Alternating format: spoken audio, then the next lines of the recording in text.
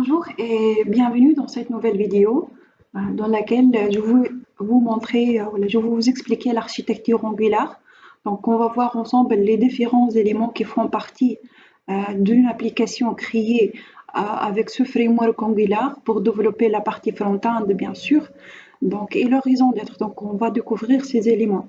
Pour cela, je vais utiliser le schéma proposé par la documentation officielle proposée par l'équipe Angular.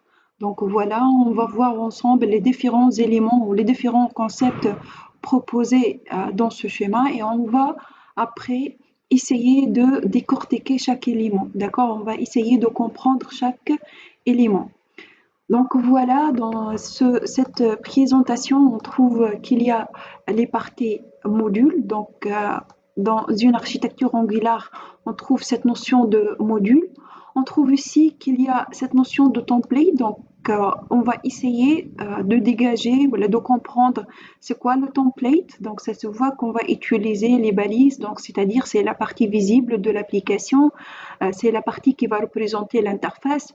Mais pourquoi on trouve cette liaison avec ce concept component? Donc, c'est quoi le component? D'accord? Et pourquoi on trouve ici cette notion de métadonnées entre les deux? Donc, il faut comprendre aussi la notion de métadonnées. Comme vous pouvez constater ici, il y a une liaison entre les deux parties. Donc, on trouve ici le mot event binding et le property binding. Donc, c'est bien évidemment, c'est pour dire le data binding entre les deux. Donc, on va découvrir ensemble comment on va gérer le data binding entre la partie component et la partie template. Mais avant ça, bien évidemment, il faut comprendre ce qu'est le component et ce qu'est un template. D'accord? On trouve ici qu'il y a aussi le mot clé directif. Donc, on va travailler avec les directives et les directives vont être utilisées dans la partie template. D'accord? Donc, on va essayer de comprendre c'est quoi une directive, quels sont les différents types de directives proposées par Angular et comment on peut utiliser les directives dans un template. D'accord? On trouve ici qu'il y a une autre relation avec le component. Donc, les directives sont utilisées dans la partie template et en contrepartie, on trouve qu'il y a les services qui vont être utilisés dans la partie quoi? Dans la partie component. D'accord? Bon, ça se voit que la partie component, apparemment, elle va représenter la partie logique, non? Et c'est pour cela qu'on va injecter les services ici. Parce que on sait déjà qu'un service représente une fonctionnalité commune peut-être entre plusieurs parties de l'application. D'accord? Donc, on va donc comprendre c'est quoi la définition d'un service dans ce concept Angular, dans ce framework Angular. D'accord? Et on va aussi comprendre cette notion de injection de dépendance, c'est-à-dire comment on va injecter les services dans la partie component. Voilà donc notre objectif dans cette série de vidéos. Donc on va essayer de comprendre, on va essayer de décortiquer chaque élément, d'accord? Donc si on va énumérer les éléments qu'on va les découvrir, donc on trouve les modules, on trouve les templates, on trouve cette notion de componente, on trouve les métadonnées, l'event binding et le property binding, donc tout ce qui est data binding apparemment, la partie directive et les injecteurs et les services, d'accord?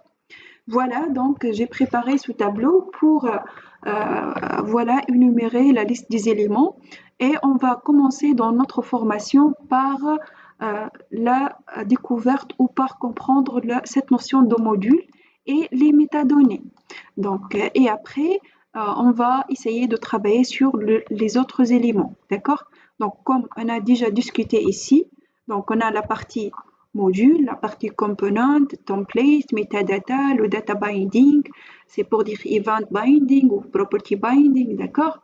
Cette notion de directive, les services et l'injection de dépendance, d'accord? Dans cette vidéo, on va commencer par comprendre les modules et les métadonnées.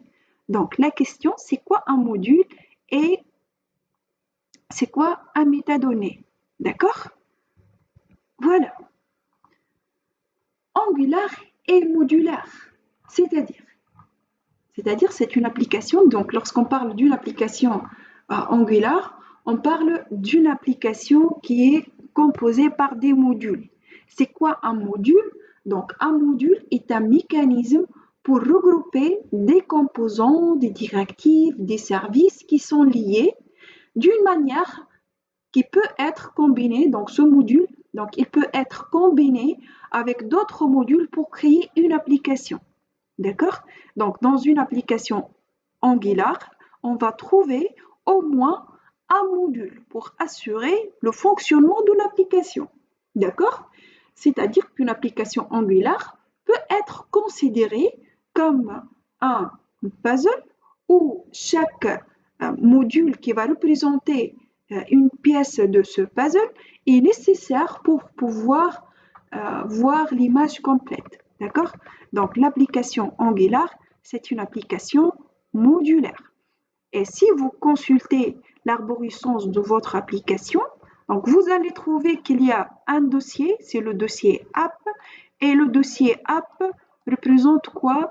Donc dans ce dossier-là, vous allez trouver le module racine. C'est quoi un module racine? En fait, dans une application Angular, donc voilà, une application Angular, elle doit déclarer au moins un module. D'accord? Donc c'est pour cela, lorsque vous allez créer votre application, vous allez trouver un module qui est déjà déclaré par défaut.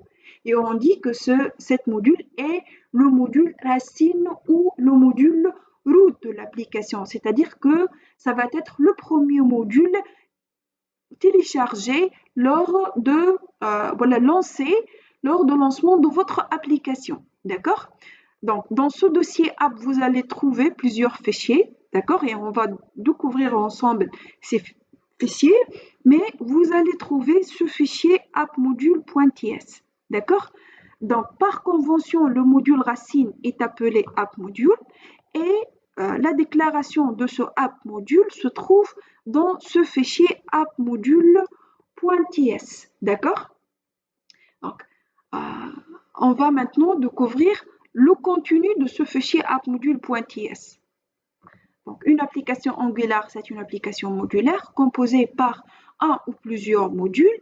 Lorsque vous allez créer votre application, vous allez trouver un module qui est déjà déclaré par défaut, qui est le app module et que représente le module racine de votre application. La déclaration de ce module-là, elle va être développée dans le fichier appmodule.ts. Dans ce fichier appmodule.ts, vous allez trouver, voilà, ce code. D'accord?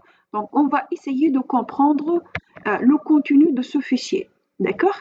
Pour cela, on va commencer par cette ligne-là. Donc, export class appmodule. C'est pour dire que un module Angular, finalement, c'est une classe. Il est représenté par une classe qui peut être exportée. D'accord? Voilà, c'est pour cela qu'on a ajouté, voilà, qu'on va trouver le mot export par défaut.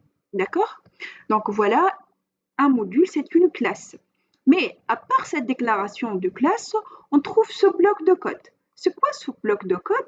En effet, il faut prendre en considération que le système de modularité dans Angular est appelé le ng-module. Donc, lorsque vous allez déclarer un module dans votre application Angular, vous allez utiliser, voilà, vous allez déclarer une classe décorée. Décorée avec quoi? Avec le mot-clé ng-module. C'est pour cela qu'on va importer d'ailleurs le module ng-module from le core Angular. D'accord? Donc, c'est quoi cette notion de décorateur? Donc, les décorateurs sont des fonctions qui permettent de modifier des classes TypeScript. Ils sont essentiellement utilisés pour attacher des métadonnées à des classes. Donc, ce bloc-là représente la partie métadonnées attachée à cette classe-là. Eh bien, évidemment, c'est pour dire que cette classe TypeScript, elle va quoi? Elle va représenter un module dans l'application. D'accord? Donc, dans cette partie-là de métadonnées, on va donner la description de notre module. D'accord? Pourquoi? Pour que le système connaisse après la configuration de cette classe-là et leur mode de fonctionnement. D'accord? Donc, c'est-à-dire, avec ce bloc de métadonnées, le système, il va considérer cette classe-là en tant que module dans l'application. D'accord? Voilà, donc c'est pour cela qu'on utilise le décorateur ng module. Bien évidemment, il faut prendre en considération qu'à part les modules internes, à part les modules qu'on va créer, il y a aussi des modules prédéfinis, tels que le module Forms module, tel que le module HTTP Client module, tel que le module Router module. D'accord? Donc, dans votre application, vous allez vous-même développer des modules, mais aussi vous allez utiliser des modules prédéfinis fournis par le corps Angular ou par ce framework Angular, peut-être pour assurer quelques fonctionnalités ou pour vous fournir quelques services dont vous aurez besoin dans votre application. D'accord? Donc, dans cette partie-là de métadonnées, on va trouver qu'il y a une partie de déclaration, une partie des imports, une partie provider et la partie bootstrap. En fait, commençons par la partie déclaration. Donc, dans cette partie-là, on va énumérer. Donc, voilà, comme vous pouvez constater, il y a un tableau. Donc, vous allez donner la liste des composants déclarés au sein de modules. D'accord? Donc, par exemple, dans ce module App Module, on va trouver qu'il y a le composant App Component. D'accord? Donc, à chaque fois où vous allez créer un nouveau composant dans ce module App Module, donc il fallait ajouter ce composant-là dans la partie déclaration. D'accord? On trouve aussi la partie import. Dans cette partie-là, import, vous allez déclarer les imports nécessaires ou les imports des modules, quels que soient internes ou de modules externes, donc utilisés dans votre module. D'accord? Par exemple, on trouve ici qu'il y a le module browser module qui est importé par défaut. Donc, ce module browser module fournit des services importants que toute l'application peut les utiliser, donc tels que la directive ng-for, telle que la directive ng-if, d'accord? Et on va voir ensemble cette notion de directive, d'accord? Donc voilà, dans la partie import, vous allez déclarer les différents modules utilisés dans votre application, d'accord? On trouve aussi le mot-clé providers qui contient un ensemble. Donc, comme vous pouvez constater ici, vous allez déclarer aussi un tableau des éléments. Donc, vous allez déclarer ici un ensemble de services qui seront mis à la disposition de l'application en entière. D'accord? Donc, ici, vous allez déclarer les services. D'accord? Et finalement, on trouve le mot-clé Bootstrap. Donc, ce mot-clé Bootstrap fournit un tableau de tous les composants pouvant être amorcés. D'accord? Donc, par exemple, on trouve par défaut, il y a le composant racine app component. Donc, le mot-clé Bootstrap, c'est pour dire lancement, c'est-à-dire lors de lancement de ce module-là, lors de lancement de l'application, puisque ce module-là représente le module racine de l'application, vous allez trouver comme dans la partie affichage, le contenu de App Component. Pourquoi? Parce que le App Component ici représente le module de démarrage, d'accord? Puisqu'il est déclaré dans la partie Bootstrap. D'accord? Voilà. Donc, pour finir, dans votre module, vous allez trouver donc des composants, vous allez trouver des imports, d'autres modules. Donc, vous allez trouver des services, vous allez aussi déclarer le composant de démarrage de ce module-là, d'accord? Donc, si on va schématiser tout ça, donc on va dire que dans un module, un module, il va regrouper un ensemble de composants. Donc, il va aussi travailler avec des services et il va utiliser des modules externes pour peut-être profiter de quelques fonctionnalités qui seront développées dans ces modules-là, qui ont été déjà développées dans ce module-là, d'accord? Je parle de modules externes, d'accord? Et si on parle si on va poser la question comment les différents éléments de ce module-là, ils vont fonctionner ensemble. Donc, comme vous pouvez constater ici, on trouve qu'il y a la partie service. Donc, les services, ils vont être injectés dans le component, d'accord?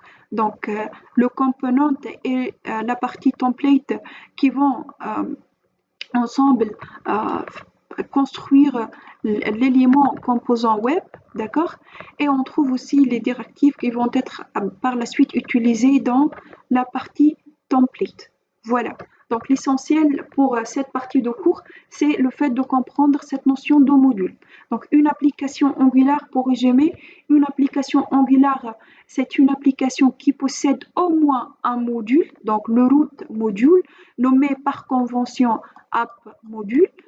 Donc une application Angular, c'est une application modulaire, c'est une application qui peut être composée par un ou plusieurs modules, mais par défaut, on va trouver qu'il y a le module racine nommé par convention le app module. Donc, un module Angular est défini simplement avec une classe généralement vide et avec le décorateur ngModule. Donc, vous allez déclarer les différentes parties qui vont être utilisées dans ce module-là. C'est-à-dire, vous allez déclarer les composants, vous allez déclarer les services, vous allez aussi déclarer la liste des imports, d'accord? Finalement, c'est quoi un module? Donc, un module c'est un mécanisme qui permet de regrouper des composants, de définir leurs dépendances et de définir aussi leur visibilité. C'est pour cela que je vous invite à découvrir cette notion de composant. D'accord? C'est quoi un composant? D'accord? Donc, dans la partie suivante de notre cours, dans la vidéo suivante, donc on va découvrir ensemble cette notion de component et cette notion de template. D'accord? Pourquoi? Parce qu'on a déjà dit que un module, c'est une collection de composants. D'accord? De composants Angular. D'accord? Donc, on va découvrir ensemble c'est quoi un composant Angular.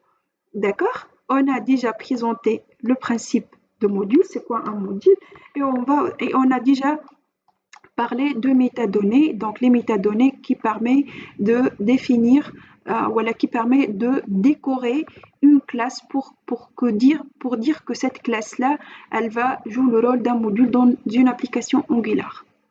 Donc, merci pour votre attention et je vous invite à regarder le cours suivant.